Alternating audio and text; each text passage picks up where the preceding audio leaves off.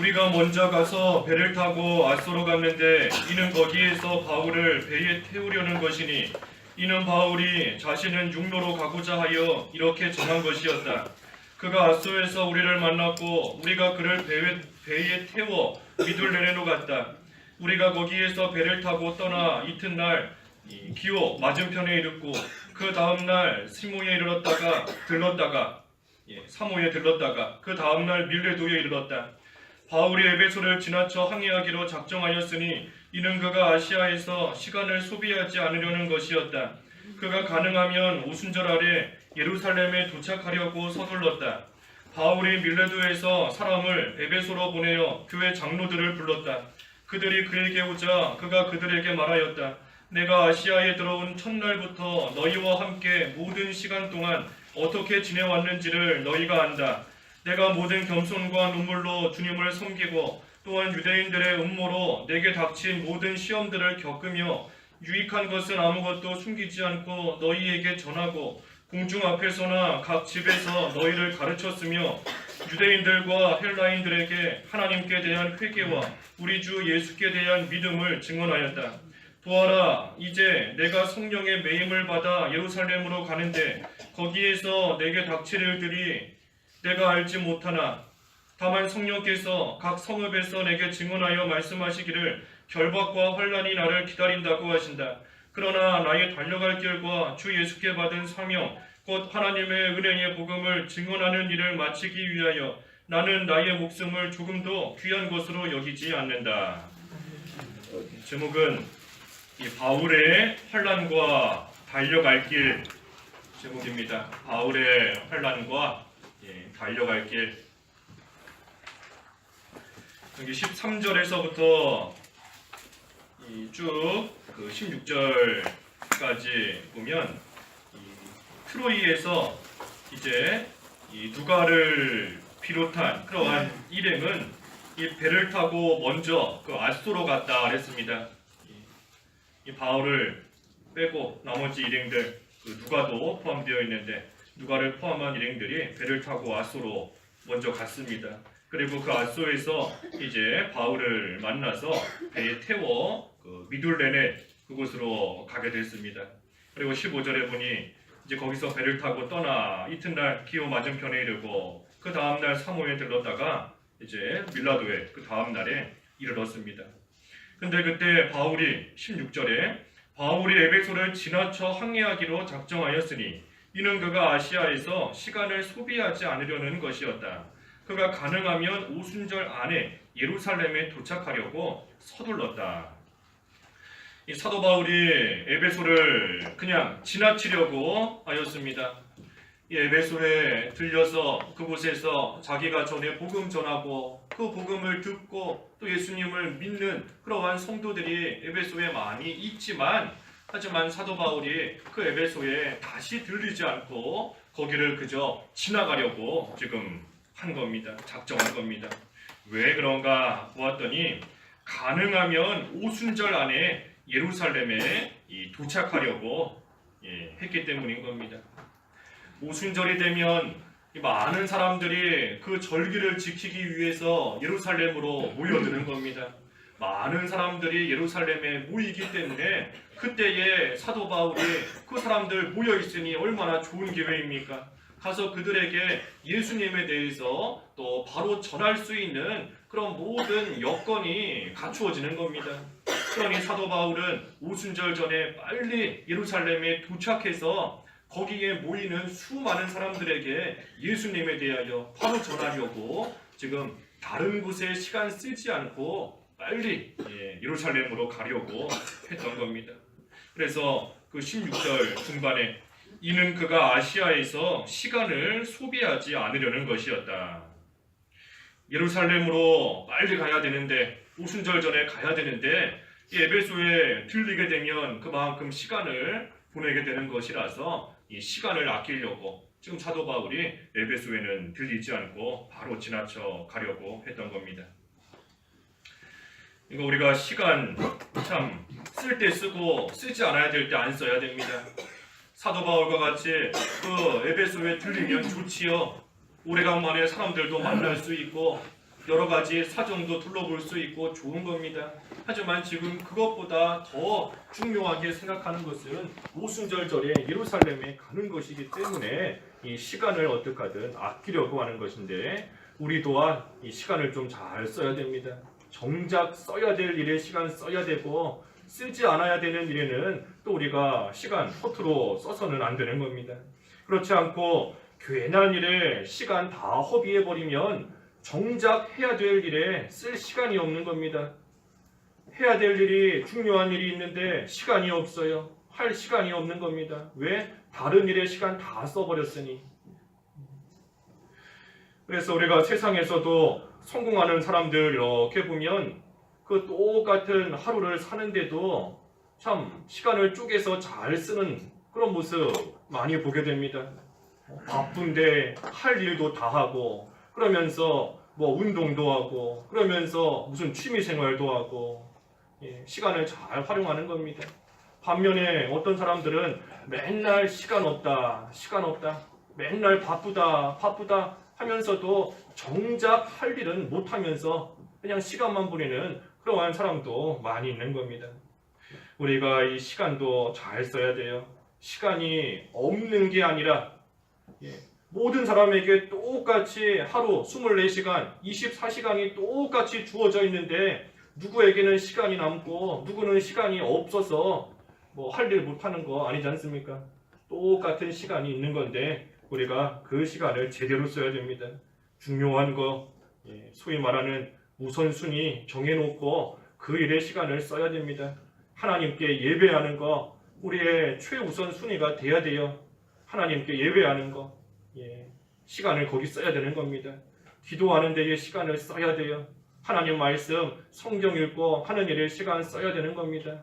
딴 일 다 하고 나서 남는 시간 동안 기도하고 남는 시간 동안 성경 읽고 시간이 좀 되면 와서 예배하고 바쁘면 예배 못하고 어디 여행 가고 놀러 가고 그렇게 돼서는 안 되는 겁니다.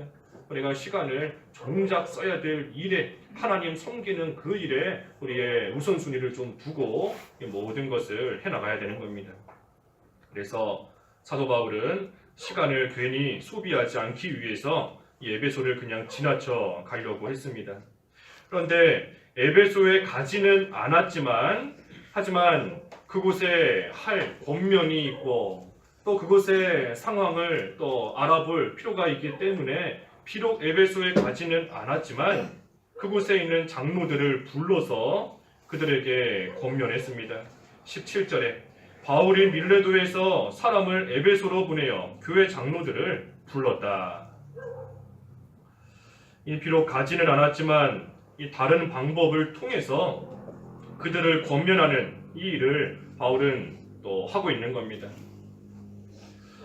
이 장로들이 에베소에서부터 이 바울의 그 호출을 받고 밀레도까지 지금 왔습니다. 이 장로들도 믿음을 쓴 겁니다. 믿음을 쓴 거예요. 우리 여기 뒤에 보면 또 그 장로 또 감독이다 그랬는데 감독, 장로 겸 감독, 교육자도 되는 것이고 어찌됐든 그 교회의 지도자들인 겁니다. 장로들. 이 사람들이 믿음을 썼어요. 왜냐하면 이 에베소에서부터 밀레도까지 온다 하는 그 거리가 결코 가까운 거리 아닙니다. 한 50km 된다고 하는데 50km나 되는 그러한 거리를 이 장로들이 바울 만나기 위해서 온 겁니다. 오면서 뭐 여러 가지 안 좋은 생각도 들 수도 있습니다. 바울 한 사람이 오면 편한데 왜 우리 여러 사람이 움직여야 되는가 하는 생각도 들 수 있고 사도 바울 한 사람이 움직이면 그만큼 무슨 비용도 적게 들 수 있는데 우리 여러 사람이 움직이면 그만큼 또 교회에 손해가 되는 물질적인 손해를 보는 그러한 일도 있을 수 있다 하는 그러한 여러 가지 생각들로 인해서 이 바울이 불러도 가지 않을 수도 있는 겁니다. 하지만 이 장로들이 사도 바울이 부를 때에 그 먼 거리까지 간 것은 참으로 믿음을 쓴 겁니다.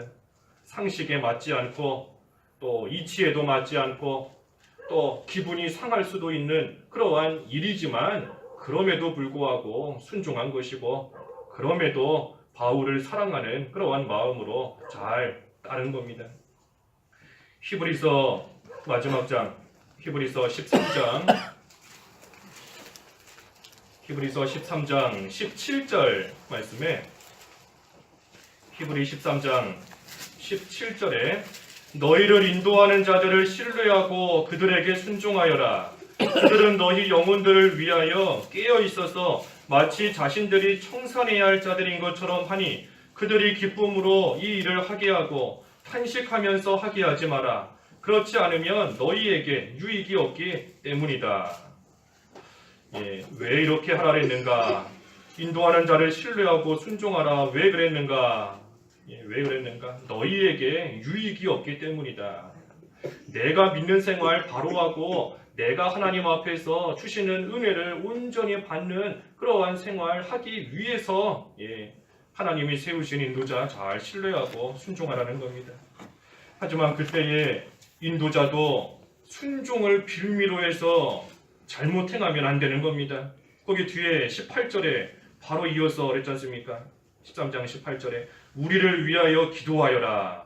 우리에게는 선한 양심이 있고 모든 일에 바르게 하려는 뜻이 있음을 확신한다. 이러한 마음으로 나아가야 되는 겁니다. 따르는 자들은 잘 신뢰하고 순종하면서 기쁨으로 그 일을 하게끔 하고, 하지만 그때의 인도자는 선한 양심으로 모든 일에 바르게 하려는 그러한 뜻으로서 이 일들을 해나가야 되는 겁니다. 그러니 우리를 위하여 기도하라 그랬어요. 우리를 위하여 기도하라. 인도자를 위해서, 교육자를 위해서 기도하라는 겁니다.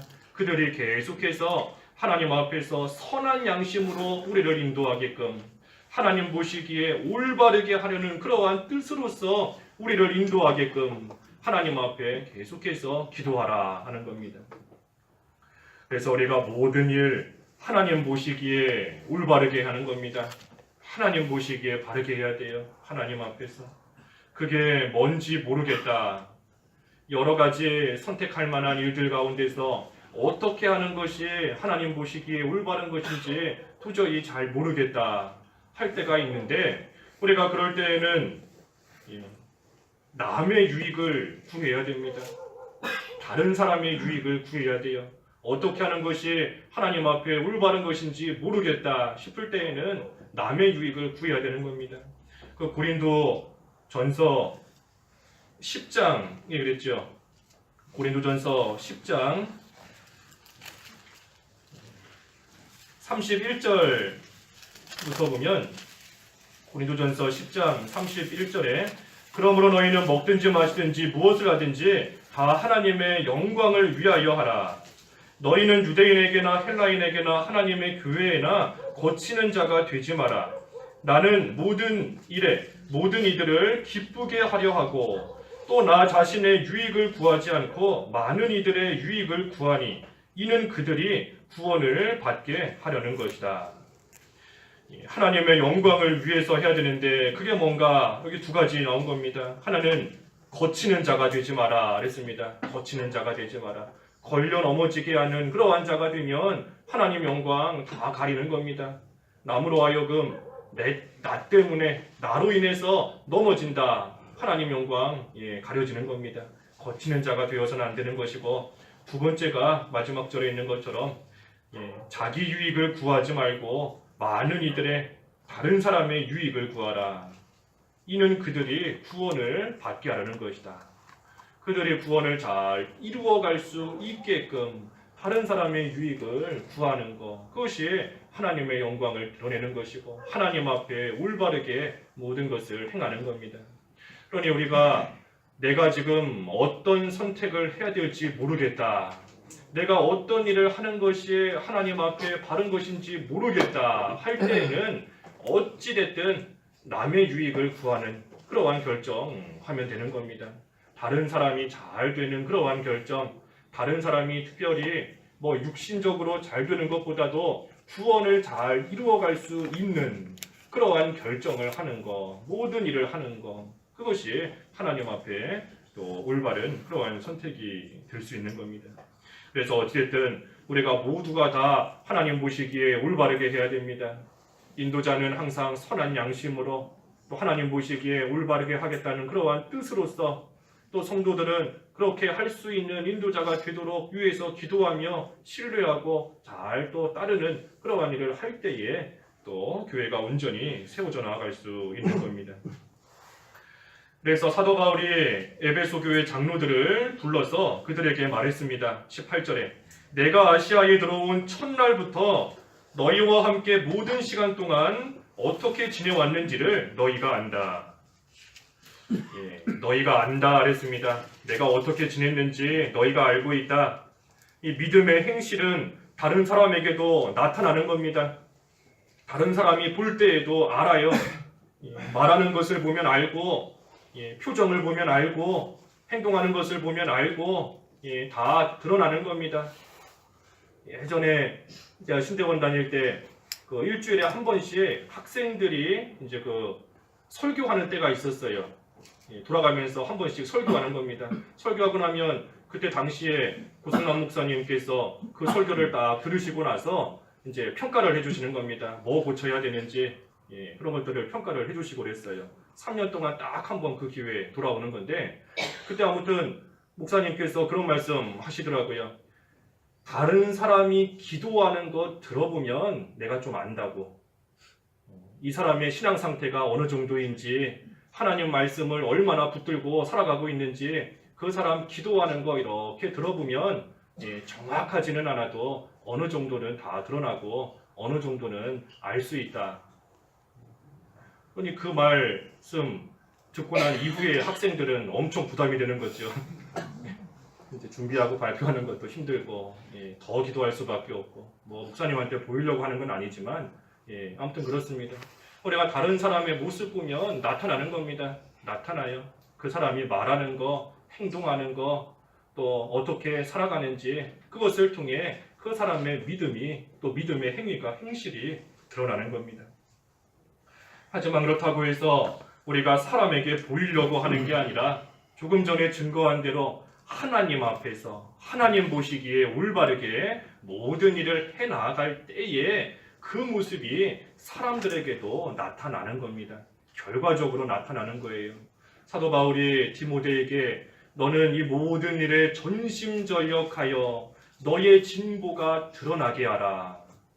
디모데전서 4장에 그랬죠. 4장 15절에 모든 일 하나님의 말씀을 읽는 것과 권면하는 것과 가르치는 그 모든 일 전심전력을 기울임으로써 진보가 있음을 드러내게 하라. 나타내라는 겁니다. 다른 사람이 볼 때에 나타날 수 있을 만큼 그만큼 모든 일에 힘을 쓰라는 겁니다. 그래서 우리가 하나님 보시기에 올바르게 할 때에 사람에게도 그 모습이 보이는 건데 사도 바울은 어떤 모습이 나타났는가? 어떤 모습이 에베소 교회 성도들에게 드러났는가? 19절에 보니 내가 모든 겸손과 눈물로 주님을 섬기고 또한 유대인들의 음모로 내게 닥친 모든 시험들을 겪으며 유익한 것은 아무것도 숨기지 않고 너희에게 전하고 공중 앞에서나 각 집에서 너희를 가르쳤으며 유대인들과 헬라인들에게 하나님께 대한 회개와 우리 주 예수께 대한 믿음을 증언하였다. 이것들이 다 나타난 겁니다. 사도 바울의 모습을 통해서 먼저는 모든 겸손과 눈물로 주님을 섬겼다 했습니다. 모든 겸손과 눈물로 주님을 섬기는 그러한 모습이 다른 사람이 볼 때에도 알 수 있을 만큼 나타나고 드러난 겁니다. 모든 겸손이다 그랬습니다. 모든 겸손, 항상 겸손했다는 거예요. 항상 겸손한 겁니다. 어떠한 일을 만나든지 모든 일에 언제나 항상 하나님 앞에서 겸손한 그러한 모습. 그래서 바울이 겸손했기 때문에 하나님께서 쓰신 겁니다. 겸손하니 사용하신 거예요. 낮아지니 하나님께서 바울을 들어서 에베소 지역뿐만이 아니라 여러 지역에 하나님께서 사용하신 겁니다. 우리 그 잘 아는 어거스틴이라는 사람이 있었지요. 옛날에 300년 그때쯤인데 어거스틴이 그런 말을 남긴 게 있습니다. 하나님의 은혜에서 멀어지고 싶으면 자기 공로를 자랑하라. 하나님의 은혜에서부터 멀어지고 싶으면 자기 공로 자랑하라는 겁니다. 자기가 한 일 나타내고 자랑하고 뽐내라는 거예요. 하나님의 은혜로부터 멀어지고 싶으면. 그래서 반대로 말하면 우리가 낮아지고 겸손해질수록 하나님의 은혜에 가까워지고 하나님께서 은혜를 베풀어 주시고 그러한 자를 쓰시는 겁니다. 겸손한 모습이 겉으로도 나타나야 됩니다. 겉으로도 나타나야 돼요. 그러기 위해서는 그 겸손한 것이 속에 있어야 겉으로 나오는 겁니다. 항상 속에 있는 게 겉으로 나오는 거지 않습니까? 속에 겸손한 마음이 있어야 겸손한 모습이 나오는 겁니다. 항상 하나님 앞에서 되지 못한 자인 줄을 알고 항상 부족한 자인 줄을 알고 하나님의 은혜가 아니면 아무것도 할 수 없는 그러한 자인 줄을 아는 그러한 간절한 마음이 있을 때에 겸손한 행실이 나타나는 겁니다. 다시 말하면 하나님을 바로 알고 하나님의 은혜를 바로 알고 또 자기 자신을 바로 알아야 참된 겸손에 이르는 겁니다. 그렇지 않으면 아무리 겸손한 모습이 보여도 척하는 겁니다. 겸손한 척, 낮아진 척, 남을 위하는 척, 아끼는 척하는 겁니다. 속이 빈 거지 않습니까? 속이 빈 거예요. 무슨 과일을 사서 먹으려고 속을 딱 열어보니 겉은 번지르르 했는데 속에 알맹이가 하나도 없는 겁니다. 속이 빈 겁니다. 속에 있는 게 나오는 것이다. 그래서 우리 속에 겸손한 마음, 항상 하나님을 바로 알고 자기 자신의 되지 못함을 바로 알 때에 사도 바울은 자기를 늘 바로 알았지 않습니까? 성도 가운데 가장 작은 자다. 사도들 가운데 또 작은 자다. 죄수 가운데 괴수다. 죄인 가운데 괴수다. 자기를 늘 알았기 때문에 또 하나님의 은혜가 아니고서는 나의 나 된 것은 하나님의 은혜로 된 것이다. 또 그 하나님을 바로 알았기 때문에 겸손해진 겁니다. 겸손한 척한 것이 아니라 실제로 겸손해진 거예요.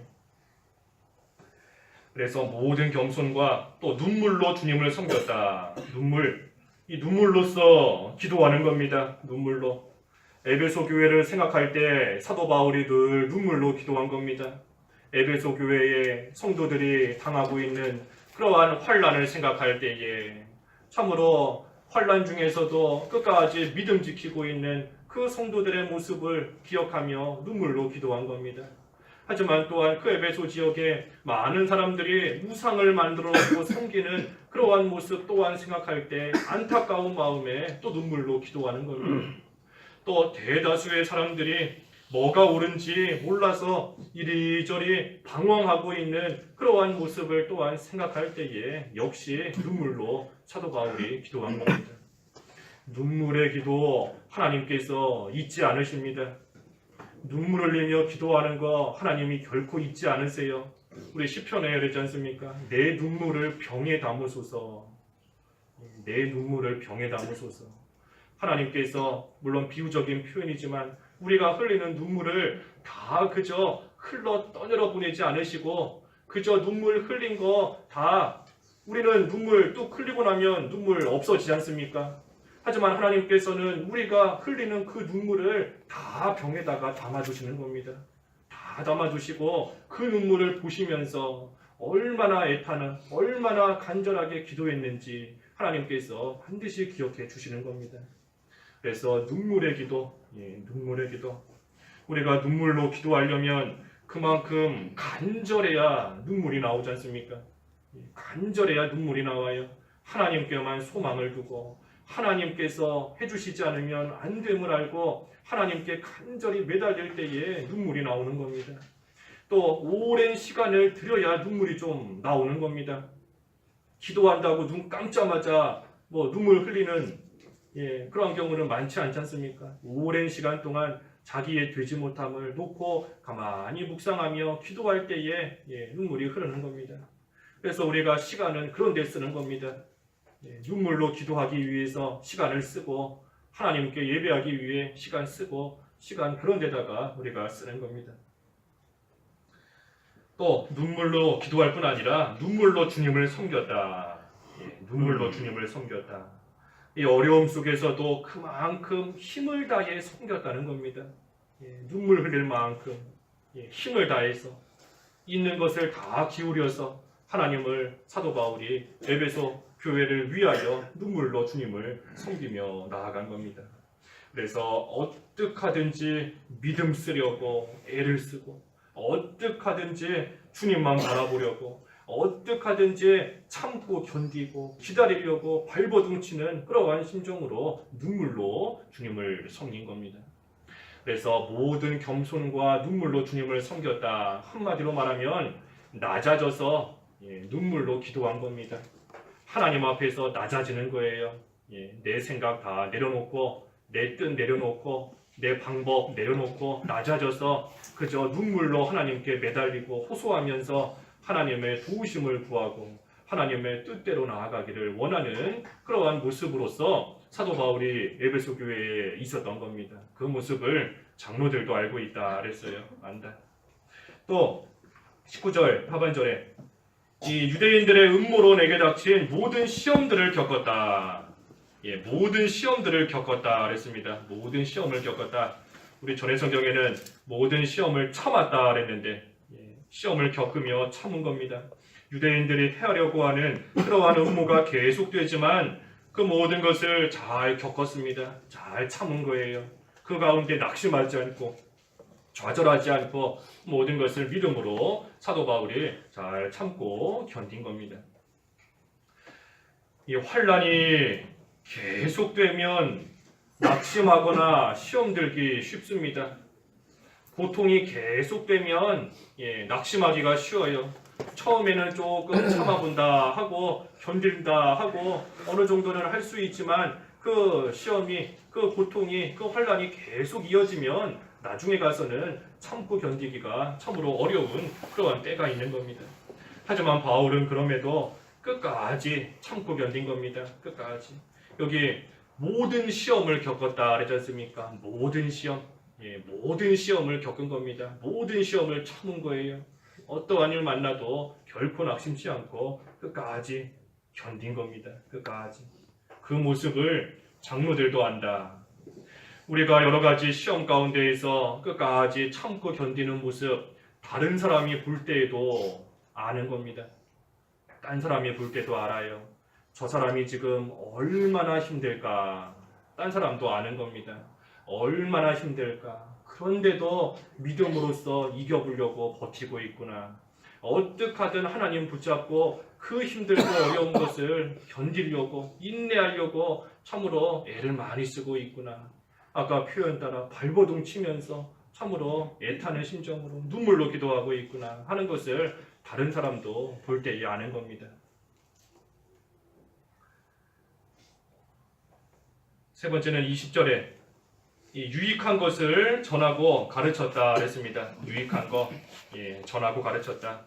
유익한 것을 아무것도 숨기지 않고 너희에게 전하고 공중 앞에서나 각 집에서 너희를 가르쳤다. 유익한 거 가르친 겁니다. 듣기 좋아하든지 듣기 싫어하든지 이 모든 것을 사도 바울이 하나도 숨기지 않고 있는 그대로 다 전한 겁니다. 듣기 싫어하지만 다 전한 거예요. 우리 쓴 약을 먹는 거 똑같은 겁니다. 쓴 약이 쓰다고 해서 안 먹으면 또 회복이 되겠어요. 쓰고 먹기 싫지만 그래도 먹어야 되는 겁니다. 그러면 유익이 있는 거죠. 마찬가지로 하나님의 말씀, 이 말씀은 내가 듣기 싫다. 이 말씀은 나를 너무나 찌르고 나에게 너무 양심의 가책을 주고 이 말씀대로 살기 힘든데 이 말씀은 싫다 할지라도 그 말씀 잘 들으면 유익이 되는 겁니다. 유익이. 특별히 각 집에서 가르쳤다 그랬습니다. 20절에 각 집에서 가르쳤다.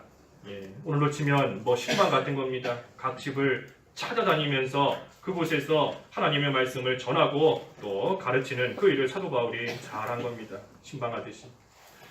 요즘은 이 신방하기가 참 쉽지 않은 시대가 된 것 같아요. 다른 교회도 이렇게 보면은 목사님들 말씀 들어보면 그 신방이 많이 줄었어요. 그럴 수밖에 없는 게 예전에는 집에 가면 그래도 우리 그 표현 따라 가정주부 그랬잖아요. 가정주부, 전업주부.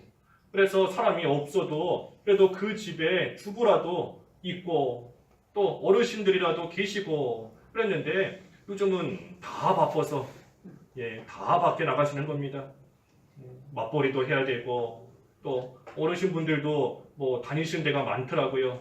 어디 가서 뭐 배우는 것도 있고 뭣도 하고 그러다 보니 뭐 집에 사람이 없으니 이제는 예전같이 이렇게 신방하는 것이 또 쉽지 않은 그러한 때가 된 겁니다. 그러니 다른 교회 이렇게 보면 그 교회로 성도들을 모아서 교회에서 무슨 프로그램들을 하더라고요.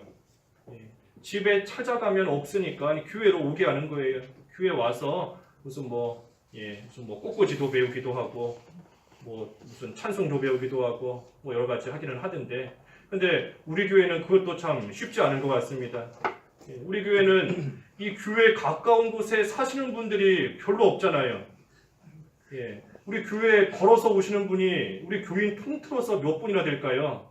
자, 이렇게 보니까 손가락으로 꼽을 정도나 될까?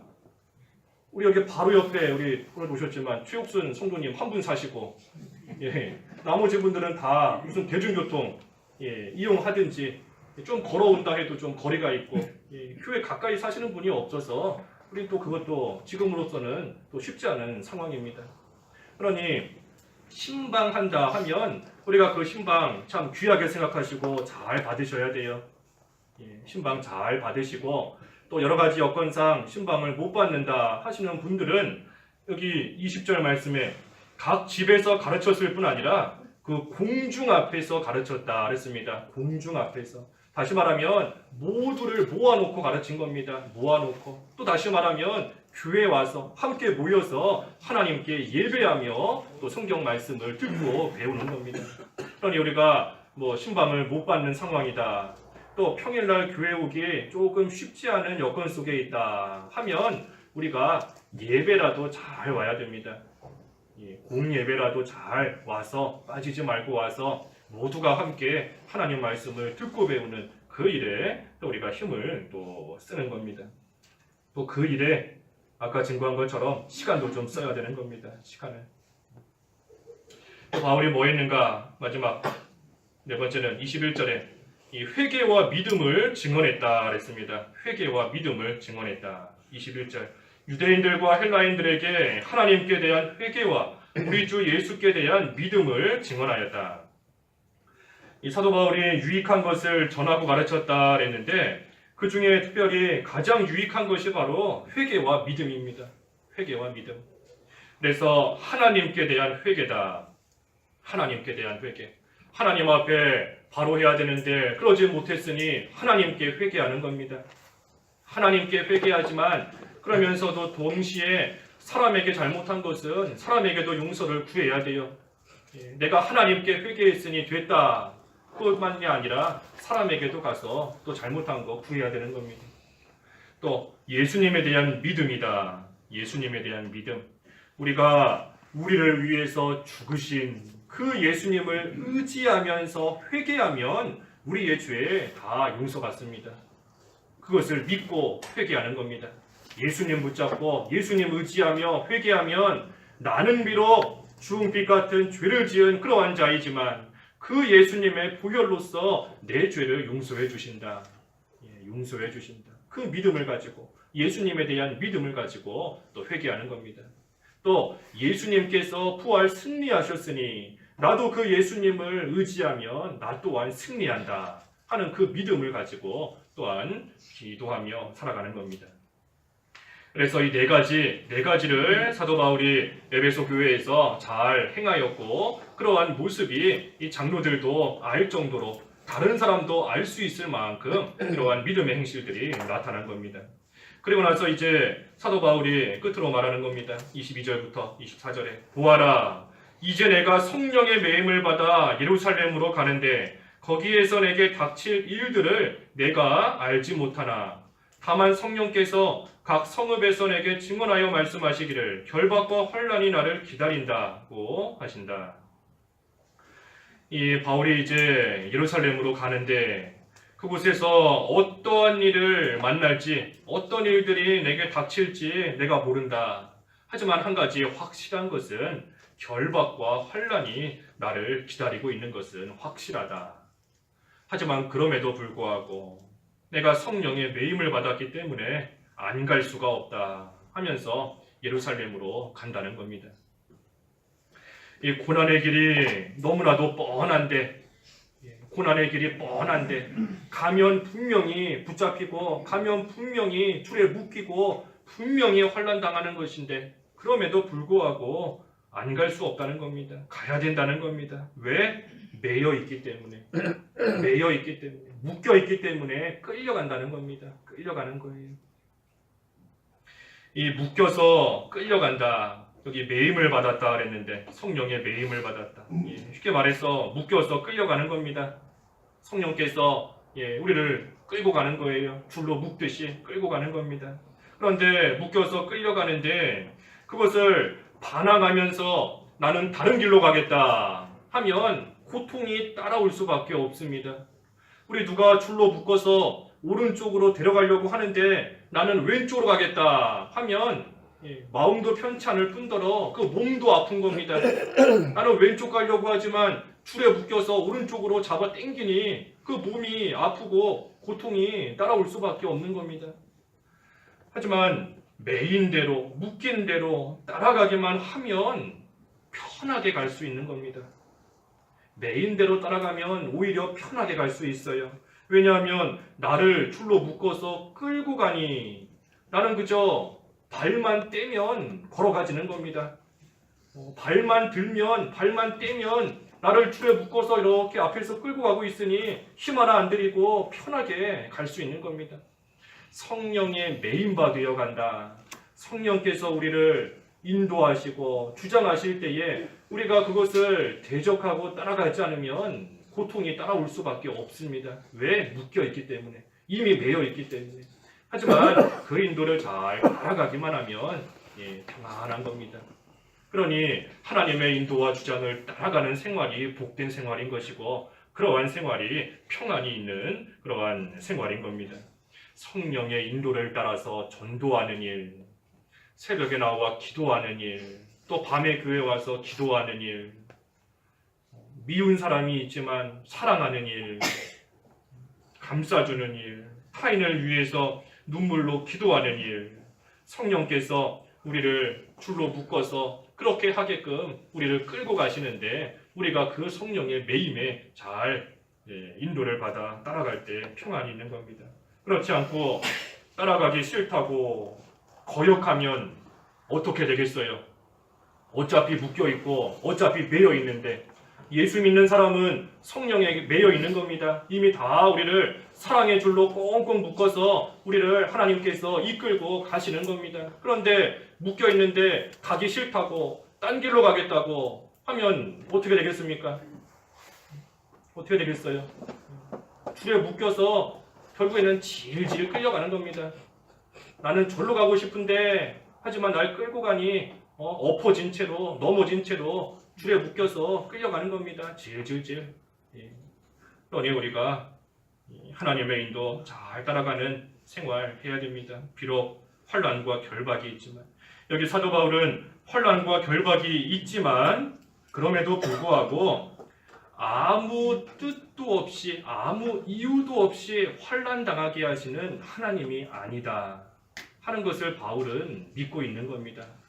비록 예루살렘에 가면 결박과 환난이 나를 기다리고 있다. 그것이 너무나 분명하지만 하나님께서 아무 뜻도 없이 나로 하여금 그런 환난 당하게 하시겠는가? 아무 이유도 없이 나로 하여금 결박당하게 하시겠는가? 하나님을 믿는 그러한 믿음으로써 사도 바울은 가는 겁니다. 바울은 그 일을 통해서 비록 자기는 결박당하고 환난당하지만 그 일을 통해서 이루시려는 하나님의 선한 뜻이 있음을 믿기 때문에 그 환난 속으로 자진해서 들어가는 겁니다. 하나님의 뜻이 있음을 믿으니 자진해서 가는 거예요. 환난이 있다는 거 뻔히 알지만 스스로 가는 겁니다. 자발적으로 그 환난 속으로 들어가는 겁니다. 성령에 매여 있기도 하지만 그 매임을 따라서 자진해서 따라가는 겁니다. 그래서 마지막 24절에 그러나 나의 달려갈 길과 주 예수께 받은 사명 곧 하나님의 은혜의 복음을 증언하는 일을 마치기 위하여 나는 나의 목숨을 조금도 귀한 것으로 여기지 않는다. 사도 바울은 달려갈 길을 끝까지 달려가겠다. 달려갈 길을 달려가겠다. 환난과 결박이 있을지라도 하나님의 은혜의 복음을 증언하는 그 일 마치기 위해서 내 목숨을 조금도 귀한 것으로 나는 여기지 않겠다 하면서 지금 자진해서 가고 있는 겁니다. 달려갈 길이 뭔가 주 예수께 받은 사명이다 그랬습니다. 받은 사명. 그 일을 위해서 목숨까지도 바울은 바치는 겁니다. 하나님을 위해서, 하나님의 나라를 위해서, 하나님의 일이 잘 되기를, 그것을 위해서, 또 하나님의 성도들을 위해서 바울은 목숨까지 지금 바치고 나아가는 겁니다. 죽는 겁니다. 죽는 것. 우리도 일평생 이 일을 하다가 하나님 앞에 가는 겁니다. 아직도 우리 살려주신 것은 아직도 우리 앞에 달려갈 길이 남아있기 때문에 달려갈 길이 아직도 남아있으니 우리를 살려두시는 겁니다. 달려갈 길이 앞에 있으니 우리는 달려가야 돼요. 달려갈 길이 앞에 있는데도 달려가지 않고 자리에 주저앉아 있으면 안 되는 겁니다. 가만히 앉아서 가만히 주저앉아서 하나님께서 나를 불러가실, 하나님이 나를 하늘나라로 천국으로 불러가실 그 시간만 가만히 앉아서 기다리고 있으면 안 되는 겁니다. 아직도 달려갈 길이 있는데 끝까지 달려가는 그러한 생활을 해야 되는 겁니다. 그래서 어떻게 하든지 기도하는 일에 힘써야 되고 예배하는 일에 힘써야 됩니다. 전도하는 일, 다른 사람 살리고 건지고 도와주는 그러한 일, 남에게 유익을 주는 일, 구원 이루어갈 수 있도록 협력하는 일, 그 모든 일에 우리가 끝까지 힘을 써야 되는 겁니다. 그러니 그 일을 위해서 환난 속에 자진해서 들어가는 겁니다. 환난과 결박이 있지만 하나님을 위해서 달려갈 길 달려가기 위해서 환난 속으로 지금 뛰어 들어가는 겁니다. 육신적으로는 편한 일 결코 아닙니다. 육신적으로는 편하지 않아요. 환난 당하는데 뭐가 편하겠어요? 육신적으로는 어떻게 하든 환난을 피해가는 게 좋고 어떻게 하든 결박되지 않도록 돌아가는 것이 좋지만 하지만 성령의 메인바디였기 때문에 하나님께서 나를 그 길로 끌고 가시니 어찌 그것을 피하겠는가? 하나님의 인도를 따라가는 겁니다. 하나님의 선하신 뜻을 바라며 하나님의 주장을 따라가는 겁니다. 그래서 그 일을 잘하면 반드시 평강이 있고 그 일 잘하면 반드시 하나님의 칭찬이 있습니다. 반드시 있어요. 우리 그 달려가는 거 마라톤 뛰어보셨나요? 저는 안 뛰어봤는데 뛰신 분들 보니까 그 마라톤 완주만 해도 무슨 상 주는 것 같더라고요. 끝까지 달려왔다. 중간에 포기하지 않고 뭐 기록이 중요한 게 아니라 끝까지 포기하지 않고 달려왔다라는 그것만으로도 무슨 상을 주더라고요. 우리 앞에 있는 달려갈 길 우리가 다 달려가면 하나님께서 반드시 상을 주시는 겁니다. 사도 바울이 고백했지 않습니까? 내가 선한 싸움을 싸우고 달려갈 길을 마치고 믿음을 지켰으니 이제 후로는 의의 면류관이 마련되어 있다. 의의 면류관이 마련되어 있다. 내게만이 아니라 주님이 나타나시는 사모하는 모든 자에게도 주실 것이다. 그러니 우리 또한 우리 앞에 있는 달려갈 길 우리가 잘 달려가면 하나님께서 반드시 우리에게도 의의 면류관, 하나님께서 반드시 우리에게도 상을 주시는 겁니다. 그래서 사도 바울은 그러한 소망이 있기 때문에 육신적인 편안함이 아니라 육신적인 환난이나 결박이 중요한 것이 아니라 하나님이 주시는 영원한 의의 면류관 그 소망이 있기 때문에 성령의 메인바디였을 때니 즉시 순종하며 그 길을 잘 따라간 겁니다. 어떻게? 환난이 있을지라도 결박이 있지만 그 속으로 뛰어 들어간 겁니다. 그래서 우리도 오늘 바울의 환난과 달려갈 길이다 그랬습니다. 오늘 바울의 환난과 달려갈 길. 사도 바울이 주님께 받은 사명 끝까지 완수하기 위해서 자기 목숨도 귀한 것으로 여기지 않았다. 그러니 마지막에는 실제로 죽었습니다. 실제로 죽었지 않습니까? 복음을 위해서. 그러니 하나님이 마련해 놓으신 의의 면류관 사도 바울 지금도 다 쓰고 하나님과 함께 많은 본세 누리며 또 하늘나라에서 우리를 지켜보고 우리를 응원하고 있는 겁니다. 그래서 내가 간 길을 너희들도 똑같이 걸어와라. 내가 이 세상에서 어떻게 믿는 생활했는지 너희가 안다. 말씀을 통해 우리에게 가르쳐 주셨으니 우리가 아는 겁니다. 그래서 바울이 예수님 의지하며 달려갈 길 잘 달려간 것처럼 우리도 환란이 있을지라도 우리 앞에 놓여 있는 달려갈 길 우리가 힘써 달려감으로써 사도 바울이 받은 그러한 의의 멸류관 우리도 다 받을 수 있는 귀한 믿음이 되어야 되겠습니다. 기도하겠습니다. 하나님 아버지, 사도 바울은 환란과 결박이 기다리고 있지만 내가 성령의 메인바되었기 때문에 안 갈 수 없다. 하나님께 받은 사명, 달려갈 길과 주 예수께 받은 사명, 곧 은혜의 복음 증거하기 위해서는 내 목숨을 조금도 귀한 것으로 여기지 않는다 하며 그 환란 속으로 자진해서 들어가는 것을 말씀을 통해 묵상케 하시니 감사합니다. 하나님, 저희도 이러한 믿음을 갖게 하시고 성령의 메인받은 자로서 하나님의 인도와 주장을 잘 따라가는 그러한 생활이 되어서 우리 앞에 놓여있는 달려갈 길이 아직도 멀리 있사오니 그 길을 끝까지 잘 달려갈 수 있는 귀한 믿음이 될 수 있도록 저희들을 붙들어 주시고 끝까지 역사하여 주시옵소서. 예수님의 이름으로 기도하옵나이다. 아멘.